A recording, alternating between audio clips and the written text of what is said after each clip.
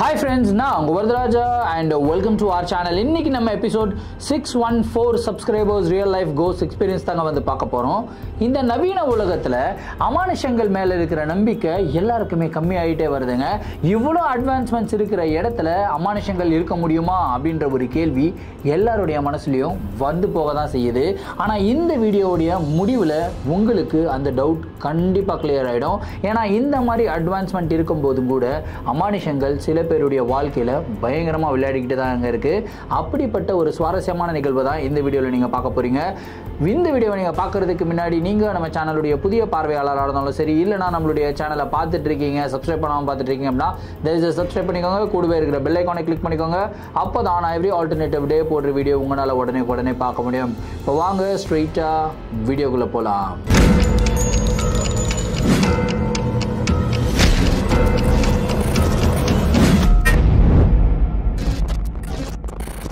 இந்த ஒரு நிகழ்வை நம்மளுக்கு சுனிதா அப்படின்ற ஒரு சப்ஸ்கிரைபர் சென்னையில இருந்து மெயில் பண்ணி விட்டுருக்காங்க. இந்த ஒரு அமானுஷமான நிகழ்வு அவங்களுடைய வாழ்க்கையில கிட்டத்தட்ட 3 மாதங்களுக்கு முன்னாடி தாங்க நடந்திருக்கு. ரொம்பவும் ஃப்ரெஷ்ஷா நடந்த நிகழ்வு. சரி, கதையுடைய ஸ்டார்ட்ல இருந்தே வர ஆரம்பிப்போமே. சுனிதா வந்து பாத்தீங்கன்னா ஒரு ஸ்கூல்ல டீச்சரா ஒர்க் பண்ணிக்கிட்டு இருந்தாங்க. ஸோ இவங்களுடைய குடும்பத்துல ஒட்டுமொத்தமா 5 பேருங்க. சுனிதா, அவங்க அக்கா, அதுக்கப்புறம் அவங்க தங்கை, அதுக்கப்புறம் அம்மா அப்பா. ஸோ அக்காவுக்கும் தங்கைக்கும் கல்யாணம் ஆயிடுச்சு. சுனிதாவுக்கு மட்டும் கல்யாணம் ஆகாம வீட்டில் தனியாக தாங்க இருக்காங்க. இவங்க அப்பா வந்து பார்த்தீங்கன்னா பஸ் கண்டக்டராக இருந்தார். அதுக்கப்புறம் அவர் வந்து ரிட்டையரும் ஆகிட்டார். இப்போ அவர் வந்து வீட்டோட செட்டில் ஆகிட்டாருங்க. ஸோ குடும்பம் வந்து பார்த்தீங்கன்னா ரொம்ப வெல்த்தியான குடும்பமான கேட்டிங்கன்னா கிடையாதுங்க. ரொம்ப மிடில் கிளாஸ் குடும்பம் தான். ஸோ சுனிதா தான் வந்து அவங்க வேலைக்கு போய் அவங்க அப்பா அம்மாவை வந்து காப்பாற்றிக்கிட்டு இருந்திருக்காங்க. அவங்க அப்பாவுக்கு லைட்டாக பென்ஷன் வருது, கொஞ்சம் கம்மியான அமௌண்ட்டு தாங்க வருது. சரி, இப்படியே எல்லாமே கரெக்டாக போய்கிட்டு இருக்கிற நேரத்தில் திடீர்னு அவங்களுடைய ஸ்கூல்ல இருந்து ஒரு சில பேரை சாக் பண்ணுறாங்க, அதாவது வேலையை விட்டு எடுக்கிறாங்க. அதில் சுனிதாவையும் வேலையை விட்டு எடுத்துடுறாங்க. ஸோ இவங்களுக்கு என்ன பண்ணுறதுனே தெரியல. அவங்க வந்து வேறு ஸ்கூல்லலாம் அப்ளை பண்ணி பார்த்துருக்காங்க. ஆனால் அவங்களுக்கு எங்கேயுமே வேலை கிடைக்கலைங்க. ஸோ ஃபைனலாக என்ன பண்ணுறதுனே தெரியாமல் நின்றுக்கிட்டு இருந்த சுனிதாவுக்கு ஒரு ஐடியா வருது. நம்மளுக்கு தெரிஞ்சது எல்லாமே இந்த படிப்பு சொல்லி கொடுக்கறது தான். ஸோ ஏன் நம்ம இதுவே வந்து ஒரு டியூஷன் எடுத்து நம்மளுடைய வாழ்க்கையை வந்து நடத்தக்கூடாது அப்படின்ற ஒரு திங்கிங் வருதுங்க. அதுக்கப்புறம் அவங்க வந்து 6th இருந்து 12th வரைக்கும் இருக்கிற பசங்களுக்கு வந்து டியூஷன் எடுக்க ஆரம்பிக்கிறாங்க. ஸோ அவங்க கிட்ட பஞ்ச் ஆஃப் ஸ்டூடெண்ட்ஸ் வந்து சேர்றாங்க. அதன் மூலியமா, அதாவது அவங்க டீச்சராக இருக்கும்போது எவ்வளோ சம்பாதிச்சாங்களோ அதை விட 2 மடங்கு வந்து சம்பாதிக்க ஆரம்பிக்கிறாங்க. ஸோ ஃபேமிலியும் ஹாப்பி, அவங்களும் ஹாப்பி. இதுக்கு நடுவில் தான் அக்ரம் அப்படின்ற ஒரு பையன், அந்த பையன் வந்து பார்த்தீங்கன்னா ரொம்பவும் பணக்கார வீட்டு பையனாங்க. ஸோ அந்த பையன் வந்து எந்த ஒரு டியூஷன் சென்டருக்கு போய் உட்காந்து படிக்கிறது இதெல்லாம் அவங்களுடைய ஃபேமிலிக்கு ஸ்டேட்டஸ் குறைவு அப்படின்னு சொல்லி நினைக்கிற மாதிரி ஒரு ஃபேமிலி. அவ்வளோ அளவுக்கு பணக்காரங்க. அவங்க அக்ரமுடைய அம்மா வந்து சுனிதா கிட்ட பேசியிருக்காங்க. இந்த மாதிரி என் பையனுக்கு உங்களால் டியூஷன் எடுக்க முடியுமா? என் பையன் 10th படிக்கிறான், ரொம்பவும் வீக்காக இருக்கான் படிப்பில், மண்டையில் ஏறவே மாட்டேங்குது, நீங்கள் நல்லா டியூஷன் எடுக்கிறீங்களே, நீங்கள் எடுக்க முடியுமா அப்படின்னு சொல்லிட்டு ஒரு ரெஃபரன்ஸ் மூலியமாக சுனிதாவை தெரியும். கேட்ட உடனே ஓகே மேடம், வர சொல்லுங்கள், நான் எடுக்கிறேன். என்கிட்ட ஆல்ரெடி 10th படிக்கிற கிட்டத்தட்ட 10-15 பசங்க இருக்காங்க, இவரும் கூட உட்காரட்டும் படிக்கட்டும் அப்படின்னு வந்து சொல்கிறாங்க. ஆனால் அவங்களுக்கு இல்லை மற்ற பசங்களோட உட்காந்து படித்தா எங்களுக்கு வந்து ஸ்டேட்டஸ் குறைவாக வந்து இருக்கும், அதனால் நீங்கள் பர்சனலாக வீட்டுக்கு வந்து டியூஷன் எடுக்க முடியுமா அப்படின்னு சொல்லி கேட்குறாங்க. இல்லை மேடம், நம்மளுடைய டைம் வந்து அப்படி செட் ஆகாது, பர்சனலாக நான் வரணும் அப்படின்னாலும் உங்கள் வீடு எங்கே அப்படின்னு கேட்குறாங்க. சுனிதா இருக்கிறது வந்து பார்த்திங்கன்னா ஆவடி சைட்லங்க. ஆனால் இந்த அக்ரமுடைய வீடு வந்து பார்த்திங்கன்னா மயிலாப்பூர் சைடில் இருக்குது. மயிலாப்பூரில் ஒரு பயங்கர ரிச்சான ஒரு ஃபேமிலி. அங்கே இருந்து இங்கே வரணும் அப்படின்னாலே கிட்டத்தட்ட ஒரு 2-2.5 மணி நேரம் ஆகுங்க. ஸோ இந்த 2.5 மணி நேரம் ட்ராவலு, அதுக்கப்புறம் வந்துட்டு டியூஷன் எடுத்துகிட்டு திரும்பியும் சாயந்தரம் வந்து பசங்களுக்குலாம் வந்துடுவாங்க டியூஷனுக்கு. அதுக்குள்ளே வீட்டுக்கு போய் ரீச் ஆகி அவங்களுக்கு வேறு டியூஷன் எடுக்கணும். ஸோ எக்ஸ்பென்சஸும் ஜாஸ்தி ஆகும் இல்லையா? இவங்க சொல்கிறாங்க இல்லை மேடம், அங்கே பக்கத்துலேயே யாராவது பார்த்துக்கோங்க, ஏன்னா நான் வந்து போகிறதுக்கே ஒரு 2-2.5 மணி நேரம் ஆகிடும், ட்ராவல் டைமே வேஸ்ட் ஆகிடும் எனக்கு, அதோட வந்து எனக்கு ட்ராவலிங்க்கும் நிறையா செலவாகும், கட்டுப்படி ஆகாது அப்படின்னு வந்து சொல்கிறாங்க. ஆனால் அக்ரமுடைய அம்மா இல்லை எல்லாருமே உங்ககிட்ட வந்து ஒரு நல்ல ரிவ்யூ தான் கொடுத்துருக்காங்க உங்களை பற்றி, நீங்கள் தான் எடுக்கணும், அப்போ தான் என் பையன் பாஸ் ஆவான் அப்படின்னலாம் வந்து ரொம்ப இது பண்ணியிருக்காங்க, ஃபோர்ஸ் பண்ணி நீ வந்து தான் ஆகணும் அப்படின்றாங்க. சரிங்க, அதுக்கேற்ற மாதிரி சார்ஜஸ் என்ன அப்படின்னு சொல்லி கேட்குறாங்க. இவங்களும் சுனிதா சொல்கிறாங்க எனக்கு இவ்வளோ சார்ஜ் அப்படின்னு ஒரு அமௌண்ட்டை சொல்கிறாங்க. ஆனால் அவங்க அக்ரமுடைய அம்மா என்ன தெரியுமா சொல்கிறாங்க, நீங்கள் இவ்வளோ தான் நான் சார்ஜ் பண்ணுறீங்க, வந்துட்டு போகிறதுக்கு அவ்வளோ எக்ஸ்பென்சஸ் ஆகியும் இவ்வளோ கம்மியாக சார்ஜ் பண்ணுறீங்க, இதெல்லாம் வேணாங்க, இதுக்கு நாங்கள் 3 மடங்கு அவங்களுக்கு காசு தரோம் அப்படின்றாங்க. யோசிச்சு பாருங்கள், 3 மடங்கு காசு தராங்க. சுனிதா சுனிதாவுக்கு ஷாக், என்ன இவ்வளோ காசெல்லாம் வேணாங்க, எனக்கு இவ்வளோ போதும் அப்படின்றாங்க. இல்லைம்மா, நீங்கள் வந்து போகிறது ஒரு நியாயம் வேணாமா, அதனால நாங்கள் காசு கொடுக்குறோம் அப்படின்னு வந்து சொல்கிறாங்க. இவங்களுக்கும் ஹாப்பி. சரி ஓகேன்ட்டு அப்பா அம்மா கிட்ட டிஸ்கஸ் பண்ணுறாங்க. ஓகேம்மா, நீ போய் டியூஷன் தான் இருக்க போகிற, எடுத்துகிட்டு வந்துரு அப்படின்றாங்க. டெய்லியும் இவங்க என்ன பண்ணுறாங்கன்னா, ஒரு 4-5 மாதம் முன்னாடி இவங்க பாட்டுக்கு வராங்க, வந்து டியூஷன் எடுக்கிறாங்க போகிறாங்க, டியூஷன் எடுக்கிறாங்க போகிறாங்க. இவங்களுக்கு அலைச்சல் வந்து ஜாஸ்தி ஆகிடுச்சு. ஆனால் அந்த அலைச்சல் வந்து இவங்களுக்கு பெருசாக தெரியல. ஏன்னா அதுக்கு ஈக்குவலாக கிடைக்கக்கூடிய சம்பளம் வந்து பார்த்திங்கன்னா அளவுக்கு அதிகம். ஸோ இவ்வளோ சம்பளம் கிடைக்குது அப்படின்னா கொஞ்சமாவது கஷ்டப்படணும் இல்லையா, இது வந்து அலைச்சல் வந்து என்னுடைய கஷ்டமாக எடுத்துக்கிறேன் அப்படின்னு சொல்லிட்டு இவங்க வந்து போகிறதா இருந்தாங்க. இப்படியே எல்லாம் ரெகுலராக போய்கிட்டு இருக்கும்போது திடீர்னு ஒரு நாள் வந்து பார்த்திங்கன்னா இந்த வானிலை அறிக்கை வந்து பயங்கரமாக இருக்கும் இல்லையா, திடீர்னு நம்மளுடைய சென்னையில் மழை பெய்யும்ல, அந்த மாதிரி ஒரு நாள் வந்து பார்த்திங்கன்னா செம்ம மழையில் மாட்டிக்கிட்டாங்க. சுனிதா வந்து அக்ரமுடைய வீட்டில் தான் இருக்காங்க. ஈவினிங் 7 o'clock வரைக்கும் ஆகிட்டு இருக்கு. 7 o'clock வரைக்குமே செம மழை. அதுக்கப்புறம் ஆட்டோ புக் பண்ணுறாங்க, வரல. அதுக்கப்புறம் கார் வந்து அக்ரமுடைய வீட்டில் இருக்குது. ஆனால் அந்த கார் வந்து வெளியே போயிட்ட ஒரு காரணத்தினால இவங்களை ட்ராப் பண்ணவும் முடியலை ரயில்வே ஸ்டேஷனில். அப்படியே கிட்டத்தட்ட ஒரு 8:30 மணி ஆகுதுங்க. ஐயோ ரொம்ப லேட் ஆகிடுச்சேங்க, இன்றைக்கி சண்டே வேறு, எதுவும் கிடைக்காது அப்படின்னு சொல்லி யோசிச்சுட்டு இருக்கும்போது திரும்பியும் மழை வந்துருச்சு. மழை கிட்டத்தட்ட ஒரு 1 மணி நேரம் 1.5 மணி நேரம் நிற்காமல் பெஞ்சிக்கிட்டே இருக்குங்க. இப்போ இவங்க திரும்பியும் ஆவடிக்கு போகணும். யோசிச்சு பாருங்கள், இவங்க இருக்கிறது மயிலாப்பூர்லேருந்து ஒரு ட்ரெயினை பிடிச்சி அங்கே இருந்து வந்து பீச் ஸ்டேஷனுக்கு போயிட்டு, பீச் ஸ்டேஷன்லேருந்து அப்படியே மாறி சென்ட்ரல் ஸ்டேஷனுக்கு போய், சென்ட்ரல் ஸ்டேஷன்லேருந்து இன்னொரு லோக்கல் ட்ரெயினை பிடிச்சி இவங்க ஃபைனலாக ஆவடிக்கு போய் சேர்றதுக்குள்ளே டைம் ஆகிடும் அப்படின்றது தெரியும். இருந்தாலுமே இவங்க வந்து சரி பரவாயில்ல மேடம், இப்போ நின்றுடுச்சு, நான் கிளம்புறேன் அப்படின்னு சொல்லி ஒரு 9:45 தான் இவங்க கிளம்பியிருக்காங்க. ஒரு வார்த்தை கூட அக்ரமுடைய வீட்டில் அம்மா இவ்வளோ லேட் ஆகிடுச்சுமா, இன்றைக்கி இங்கேயே தங்கிக்கோ, நாளைக்கு காலையில் கிளம்பிப்போ அப்படின்லாம் எதுவும் சொல்லலை. சரிம்மா நீங்கள் போயிட்டு வாங்க அப்படின்னு சொல்லி அனுப்பி விட்டுறாங்க. சுனிதாவும் கிளம்பிடுறாங்க. கரெக்டாக அவசரமாக வந்து ட்ரெயினை பிடிக்கிறாங்க. ஃபைனலாக வந்து சென்ட்ரல்லையும் இறங்குறாங்க. சென்ட்ரலுக்கு போய் ஏறுறாங்க. சண்டே நைட்டுங்க, சுத்தமாக ட்ரெயின் காலியாக இருக்குது. இவங்க ஏறுறது ஒரு லேடிஸ் கம்பார்ட்மெண்ட்டில் தான் ஏறுறாங்க. ஏறி உட்காடுறாங்க. உட்காந்து பார்த்தா இவங்க கம்பார்ட்மெண்ட்டில் இவங்க மட்டும்தாங்க தனியாக இருக்காங்க.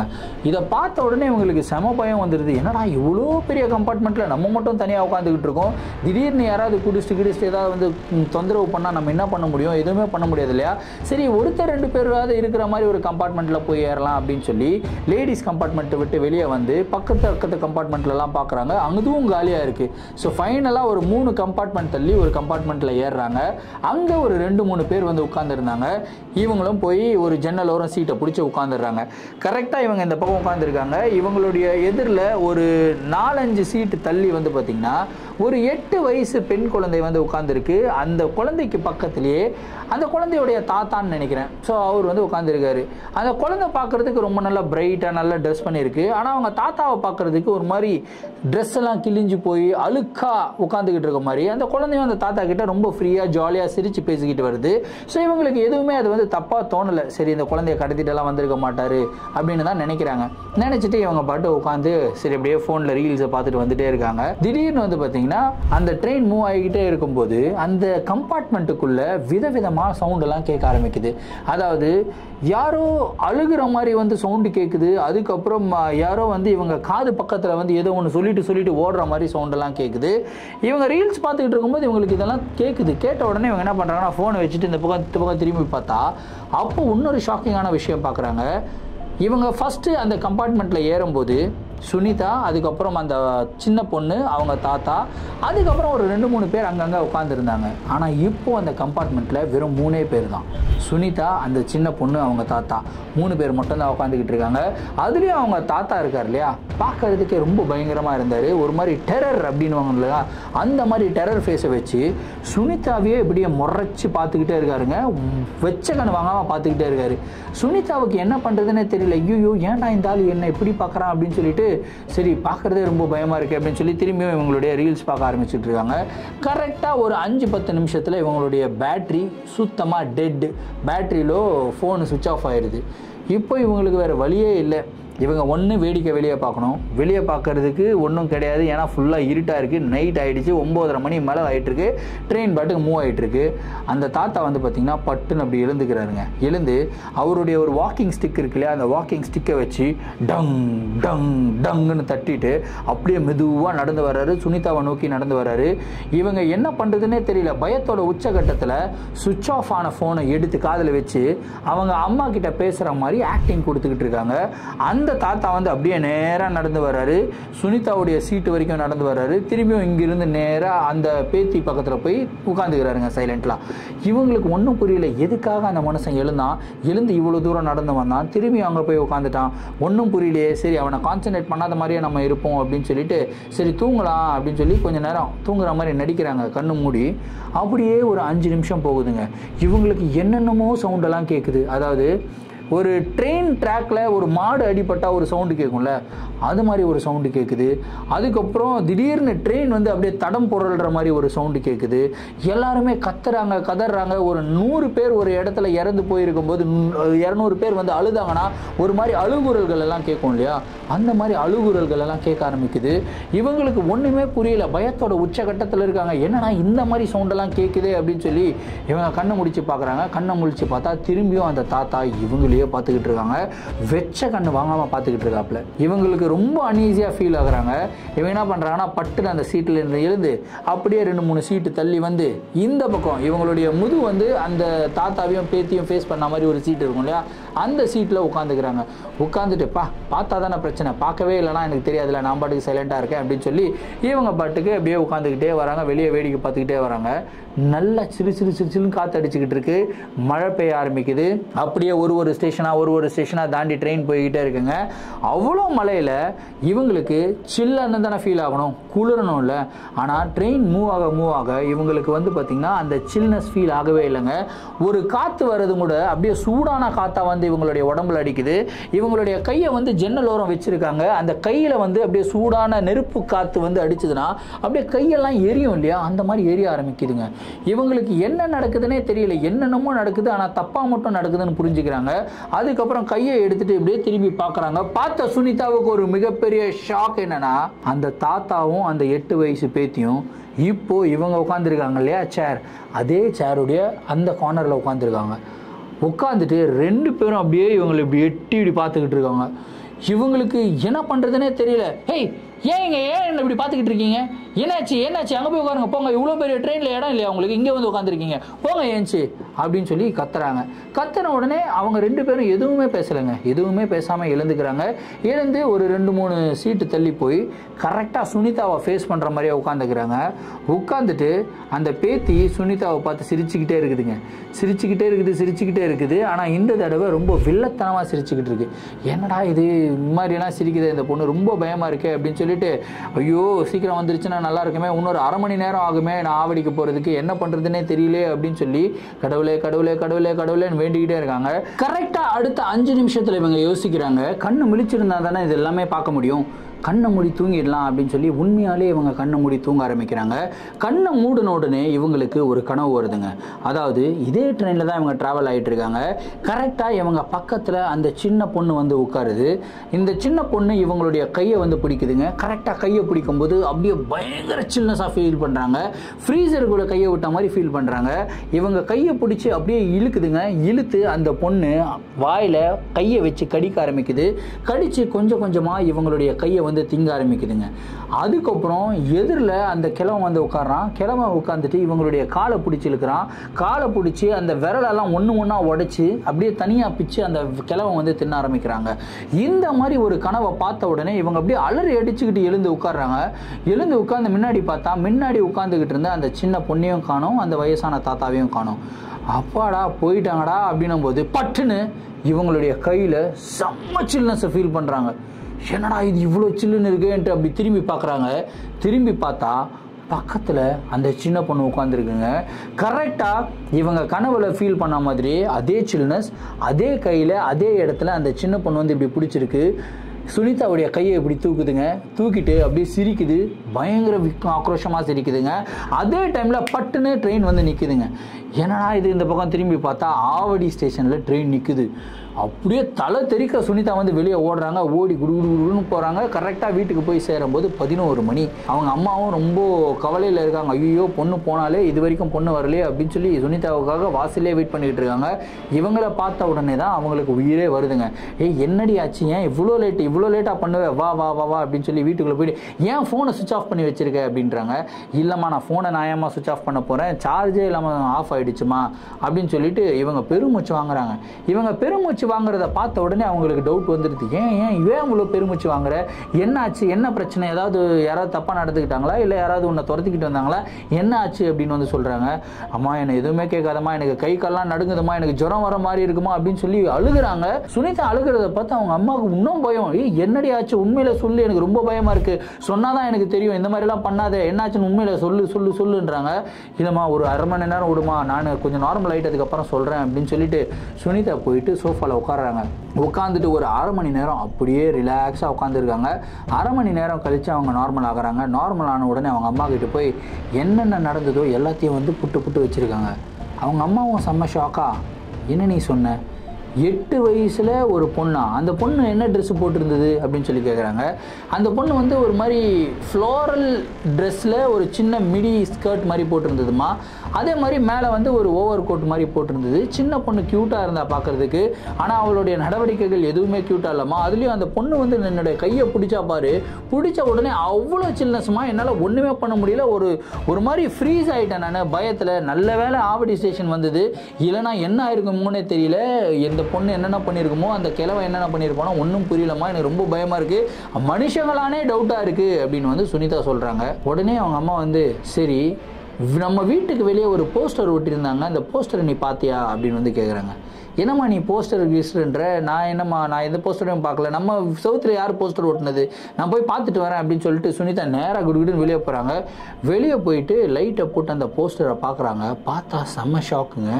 ஏன்னா இவங்க ட்ரெயினில் ஒரு பொண்ணை வந்து பார்த்தாங்க இல்லையா, 8 வயசு குழந்தை, ஒரு மாதிரி மினி ஸ்கர்ட்டு ஃப்ளோரல் டிசைனில் போட்டுட்டு மேலே ஒரு ஓவர் கோட் போட்டு உட்காந்துருந்துன்னு சொன்னல, எக்ஸாக்டாக அந்த 8 வயசு பெண் குழந்தையுடைய ஃபோட்டோ தான் இப்போது அந்த போஸ்டரில் போட்டிருக்காங்க. என்ன தெரியுமா போட்டிருக்காங்க, கண்ணீர் அஞ்சலின்னு போட்டிருக்காங்க. இதை பார்த்த உடனே சுனிதாவுக்கு கை கால்லாம் ஆடுது. அம்மா என்னம்மா இந்த பொண்ணு தான்மா அப்போ ட்ரெயினில் பார்த்தம்மா, ஹேய் இந்த பொண்ணு யாருன்னே உனக்கு தெரியாதா அப்படின்னு கேட்குறாங்க. அம்மா எனக்கு தெரியாதம்மா, இது வரைக்கும் நான் பார்த்தது இல்லை, ஆனால் இந்த பொண்ணை இப்போ நான் ட்ரெயினில் பார்த்தம்மா, எப்படிமா செத்து போச்சு அப்படின்னா, இந்த பொண்ணு காலையிலே செத்து போயிடுச்சுரா, கரெக்டாக அந்த ரயில்வே ட்ராக்கில் அடிபட்டு தான் செத்து போயிடுச்சு, நீ ஒரு ட்ரெயினில் வந்துக்கிட்டு இருந்தல அந்த ட்ரெயினில் தான் அடிபட்டு செத்து போயிடுச்சு அப்படின்லாம் சொல்கிறாங்க. ஆனால் என்னென்னு தெரில, ட்ரெயினில் அடிபட்டுதா இல்லை வண்டி அடிபட்டு செத்துச்சா எதுன்னே தெரில, கரெக்டாக எனக்கு புரியல, எதுவுமே கன்ஃபார்மாக சொல்ல முடியல அப்படின்னு வந்து சொல்கிறாங்க. இதை கேட்ட உடனே சுனிதாக்கு கை கால்லாம் நடுங்குது. என்னம்மா நீ சொல்கிற, அப்போ அந்த கிழமை யாருமா அப்படின்னு சொல்லி கேட்குறாங்க. இல்லை ஆக்சுவலாக ஒரு ஆட்டோவில் அவங்க போனாங்க, அந்த ஆட்டோவில் ஒரு மாதிரி ஒரு கிழவன் தான் வந்தான், ஸ்கர்ட்டெல்லாம் கிழிஞ்சு போன சட்டையாக இருந்தது, ஒரு மாதிரி அழுக்கான ட்ரெஸ்ஸு தான் போட்டுட்டு இருந்தான். அவங்க அம்மாவும் பொண்ணு தான் போனாங்க, ஏதோ ஆக்சிடென்ட் ஆன மாதிரி தான் சொல்கிறாங்க. ஆனால் அவங்க அம்மாவுக்கு வந்து பலத்த காயம், இன்னும் கோமால தான் இருக்காங்க, பொண்ணு வந்து செத்து போச்சு, அந்த ஆட்டோக்கார டிரைவரும் செத்து போயிட்டான் அப்படின்னு வந்து சொல்கிறாங்க. இப்போ தான் சுனிதாவுக்கு எல்லாமே ரிலேட் ஆகுது. ஒருவேளை அந்த கிழவன் வந்து அந்த ஆட்டோக்காரனாக இருப்பானோ, அந்த பொண்ணு அந்த ஆன்மாவாக இருக்குமோ, ஆனால் அவங்க 2 பேர் ஏன் என்ன வந்து தாக்கணும் அப்படின்னு சொல்லி இவங்க யோசிக்க ஆரம்பிக்கிறாங்க. அப்போ தான் அவங்க அம்மா வந்து ஒரு விஷயத்த சொல்கிறாங்க. இந்த மாதிரி 4-5 நாளுக்கு முன்னாடி அவங்க அம்மா வந்து நம்ம வீட்டுக்கு வந்தாங்க, இந்த மாதிரி அவங்க பொண்ணுக்கு வந்து டியூஷன் சொல்லி கொடுக்கணுன்றதுக்காக வந்தாங்க கேட்குறதுக்கு, ஆனால் நீ வந்து வெளியே போயிருந்த, அந்த அக்கிரமா அந்த பையனுடைய வீட்டுக்கு போயிருந்த, ஸோ அதனால் நான் வந்து பொண்ணு வந்ததுக்கப்புறம் நான் உங்ககிட்ட பேசுகிறேன் அப்படின்னு சொல்லியிருந்தேன். அவங்களும் 2-3 தடவை வந்தாங்க, ஆனால் அதை நான் சொல்கிறதுக்கு மறந்துட்டேன், ஃபைனலாக இன்னைக்கு இப்படி ஆயிடுச்சு. ஆனால் அந்த பொண்ணு வந்து உன்னோட ஃபோட்டோவை வெச்ச கண்ணு வாங்காமல் பார்த்துக்கிட்டே இருந்தா, என்ன பாப்பா அப்படின்னு சொல்லி கேட்கும்போது, இந்த அக்கா ரொம்ப அழகாக இருக்காங்க, அதனால தான் நான் பார்த்துக்கிட்டே இருக்கேன் அப்படின்னு வந்து சொன்னா, ஒருவேளை அதனால உன் பின்னாடியே வந்திருக்குமோ அப்படின்னு சொல்லி இவங்க வேற பீதியை கிளப்புறாங்க. என்னடா இது இவங்க வேற பீதியை கிளப்புறாங்களே அப்படின்னு சொல்லிட்டு, அம்மா இல்லைம்மா எனக்கு ரொம்ப அனீசியாக இருக்குமா, நான் எனக்கு சாப்பாடெல்லாம் வேணாம், நான் கம்முன்னு போய் படுத்து தூங்குறேன், நல்லா படுத்து தூங்கினா எல்லாம் ரிலாக்ஸ் ஆகிடும் சொல்லி திரும்பியும் சுனிதா போய் படுத்து தூங்குறாங்க. கரெக்டாக நல்ல டீப் ஸ்லீப்பில் இருக்கும்போது நைட்டு ஒரு 1 மணி இருக்குங்க. 1 மணி அளவில் இவங்களுக்கு திரும்பியும் ஒரு கனவு வருது. கனவில் இவங்க சுடுகாட்டில் ஒரு சமாதி மேலே படுத்துக்கிட்டு இருக்காங்க. சமாதி மேலே இவங்களுடைய கையையும் காலையும் யாரோ கட்டி போட்டு வச்சுருக்காங்க. கரெக்டாக தூரத்திலிருந்து 2 பேர் யாரோ நடந்து வர மாதிரியே இவங்களுக்கு ஒரு ஃபீல் வருதுங்க. யாரான்ட்டு உத்து பார்த்தா இருட்டிலிருந்து அந்த சின்ன பொண்ணு, அதுக்கப்புறம் அந்த தாத்தா 2 பேரும் நடந்து வராங்க. அப்படியே நேராக இவங்களை நோக்கி தான் நடந்து வராங்க. அந்த பொண்ணுடைய கையில் வந்து பார்த்திங்கன்னா ஒரு மிகப்பெரிய கத்தி மாதிரி ஒன்று வச்சுருக்கு. அந்த தாத்தாவுடைய கையில் இந்த ஆட்டோவுடைய சைலன்சர் இருக்கும் இல்லையா, ஆட்டோவுடைய சைலன்சரை தூக்கி வச்சிருக்காருங்க. அப்படியே நெருப்பு பிளம்பாக அந்த சைலன்சர் வந்து இருக்குது. அப்படியே நடந்து வந்துக்கிட்டே இருக்காரு. பக்கத்தில் வந்த உடனே அந்த தாத்தாவுடைய ஆன்மா என்ன பண்ணியிருக்கு அப்படின்னா, இந்த சுனிதா அந்த பொண்ணுடைய தொடையில் வந்து பார்த்திங்கன்னா அந்த சைலன்சரை வந்து வச்சிருக்காருங்க. அப்படியே செம்ம ஹீட்டு. இவங்களுக்கு லிட்ரலாக ஃபீல் பண்ணுறாங்க, உண்மையிலேயே யாரோ சூடான பொருளை என் மேலே வச்சுட்டாங்களோ அப்படின்னு சொல்லி பயங்கர ஃபீல் பண்ணுறாங்க. அப்படியே இவங்களுடைய தூக்கம் கலையுது. அப்படியே கதறாங்க. இவங்களுடைய கதறல் சத்தத்தை கேட்டு அம்மா அப்பா எல்லாரும் என்னாச்சுன்னு ஓடி வராங்க. ஓடி வந்தோன்னா சுனிதா வந்து பெருமூச்சு வாங்குறாங்க. என்னடி ஆச்சு அப்படின்னா, இந்த மாதிரி கனவு வந்துச்சுமா, ஆனால் எனக்கு காலெலாம் எரியுதுமா அப்படின்னு சொல்லி பயங்கரமாக அழுகுறாங்க. கனவுல தாண்டி வந்துச்சு, இது எப்படி கால் எரியும் அப்படின்னு சொல்லி சுனிதாவுடைய அந்த ஸ்கர்ட் ஒன்று போட்டிருந்தாங்க. ஸ்கர்ட்டை தூக்கிட்டு கரெக்டாக அவங்களுடைய தையில பார்க்குறாங்க. உண்மையிலேயே யாரோ ஒரு மிகப்பெரிய இரும்பு ராடை எடுத்து அவங்களுடைய தொடையில் வச்சா எப்படி அந்த நெருப்பு காயம் படுமோ அந்த மாதிரி ஒரு நெருப்பு காயம் ஆயிருக்குங்க. இந்த ஒரு விஷயத்தை பார்த்த உடனே அவங்க அம்மாவும் சீரியஸாக பயங்கரமாக பயந்துடுறாங்க. நீ நைட்டு யாருமே தூங்க வேணாம், 3 பேரும் முழிச்சிருக்கலாம், அப்பாவும் நம்ம கூட தான் இருக்கார், காலையில் எழுந்த உடனே குளிச்சுட்டு கோயிலுக்கு போயிட்டு வருவோம், மந்திரிச்சு விட்டா எல்லாம் சரியாயிடும் அப்படின்னு சொல்லி காலையில் எழுந்த உடனே அவங்க கோயிலுக்கு போயிருக்காங்க. சாமி கும்பிட்டு வந்திருக்காங்க. அதுக்கப்புறம் அந்த இறந்து போச்சு இல்லையா, அந்த பொண்ணுடைய வீட்டுக்கு வந்து போயிருக்காங்க. அவங்க அம்மா கோமா ஸ்டேஜில் இருந்தாங்களே, அவங்க அம்மாவும் இறந்துட்டாங்க. ஃபைனலாக அந்த பொண்ணு எப்படி இறந்துச்சு அப்படின்னு சொல்லி கேட்கும்போது, இந்த ஆட்டோ வந்து ஏதோ ஒரு மிகப்பெரிய ஆக்சிடென்ட் ஆகிட்டு இருக்குங்க. அதில் தான் அந்த 3 பேரும் இறந்து போயிட்டாங்க. ஸோ இந்த பொண்ணு வந்து இந்த சுனிதாவை பற்றி நிறையா பெருமையாகவே பேசிக்கிட்டு இருந்திருக்கு. அந்த டீச்சர் எவ்வளோ அழகாக இருப்பாங்க தெரியுமா, எனக்கு ரொம்ப பிடிக்கும், அந்த டீச்சர் கூடவே இருக்கணும், நான் எப்பயுமே அவங்க கூடவே இருக்கணும் அப்படின்னு சொல்லி தான் கிட்டத்தட்ட 4 நாள் வந்து பேசிக்கிட்டே இருக்குங்க. 5வது நாள் இந்த மாதிரி நிகழ்வு நடந்திருக்கு. ஸோ இந்த நிகழ்வு நடந்ததுக்கப்புறம் அந்த சின்ன பொண்ணுடைய ஆன்மா இவங்க கூடயே வந்துருச்சு. இவங்க கூட தான் ஸ்டே பண்ணுது. ஆனால் அவங்களுடைய பர்மிஷனே இல்லாமல் அந்த ஆட்டோக்கார கிழவன் இருக்கான்ல, ஆனால் அந்த ஆட்டோக்காரனுடைய ஆன்மாவும் கூட இருக்கிறது தான் ரொம்பவும் பயத்தை கொடுத்துருக்குங்க. அதுக்கப்புறம் கிட்டத்தட்ட ஒரு 2 மாதம் இவங்க வெளியே எங்கேயுமே போலங்க, வீட்லேயே இருக்காங்க. டியூஷன் எல்லாமே ஸ்டாப் தான். 2 மாதம் கழிச்சு தான் இவங்க திரும்பியும் டியூஷன்லாம் எடுக்க ஆரம்பிச்சிருக்காங்க. இப்போ இவங்களுடைய லைஃப் நார்மலாக போய்கிட்டு இருக்கு அப்படின்னு வந்து சொல்லியிருக்காங்க. ஸோ இந்த நிகழ்வை கேட்கும்போது எனக்கு என்ன சொல்கிறதுனே தெரியலங்க. ஏன்னா டைரெக்டாக அந்த பொண்ணுக்கும் அந்த ஆட்டோக்காரனுக்கும் இவங்களுக்கும் எந்த விதமான ஒரு சம்மந்தமும் இல்லை. ஆனால் எதுக்காக அந்த 2 ஆன்மாக்கள் சுனிதாவை டார்கெட் பண்ணிச்சு அப்படின்ற ஒரு கேள்வி என்னுடைய மனசுக்குள்ளேயும் தோணிக்கிட்டே இருக்குது. உங்களுக்கு அதுக்குண்டான விடை என்ன அப்படின்னு தெரிஞ்சதுன்னா கமெண்ட் பாக்ஸில் மென்ஷன் பண்ணுங்கள். இந்த வீடியோவை பற்றின உங்களுடைய கருத்துக்கள் என்ன அப்படின்றத கமெண்ட் பாக்ஸில் சொல்லுங்கள். இதே மாதிரி உங்களுடைய வாழ்க்கையில் ஏதாவது அமானுஷமான நிகழ்வுகள் நடந்திருந்து அந்த நிகழ்வுகள் எங்கிட்ட ஷேர் பண்ணணும்னு நினச்சிங்கன்னா என்னோட இன்ஸ்டாகிராமில் ஃபாலோ பண்ணிட்டு என்னோட இன்ஸ்டாகிராமில் டிஎம் பண்ணுங்கள். இல்லை நான் என்னுடைய மெயில் ஐடிக்கு மெயிலாக சென்ட் பண்ணி விடுங்க. கண்டிப்பாக உங்களுடைய நிகழ்வுகளும் நம்மளுடைய சேனலில் வீடியோஸாக போடப்படும். மீண்டும் அடுத்த வீடியோவில் சந்திக்கும் வரை நான் உங்கள் Varadaraja signing off. Thank you and bye.